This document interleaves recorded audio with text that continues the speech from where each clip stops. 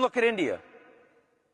In a world that lacks leadership globally, Asia has a lot of leadership locally.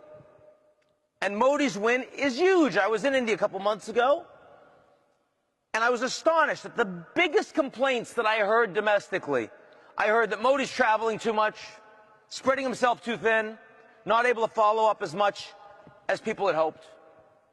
I also heard that Arun Jaitley, who is the extremely competent Minister of Industry, Communication, Commerce, and like 3 other things, because the Modi's actually consolidated what had been a 70-person cabinet, is working so hard that he looks sick and that they're worried about his health. I got to tell you, the idea that in India those would be your two biggest complaints is astonishing. Right? I mean, this is a country that never had leadership of a party, and now you have Modi that actually controls the BJP. This is a government that actually shows up for work. This is a government that actually isn't corrupt.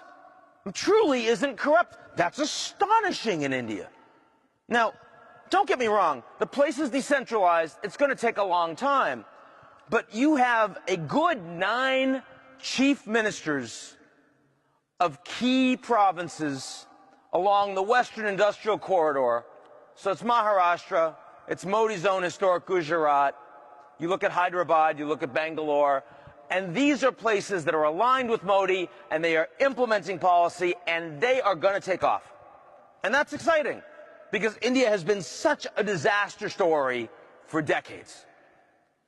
So you look at major economies in Asia, and despite all of these geopolitical tensions, it actually looks pretty good in the near term.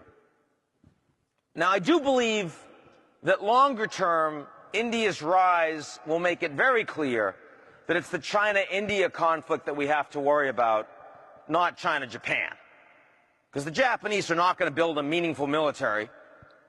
Their population is shrinking. They're not competing with the Chinese economy, and they won't be over the long term. They're at very different stages of development. They just hate each other historically. But India-China, if India is actually getting their game on, when you see Modi going to Vietnam and saying, we'd really like some blocks for exploration for energy, in return we're going to sell you a bunch of Coast Guard vessels so that you can deal with the Chinese more effectively in the South China Sea, that long-term poses a serious problem. But not today, not 2015, not 2016. So Asia geopolitically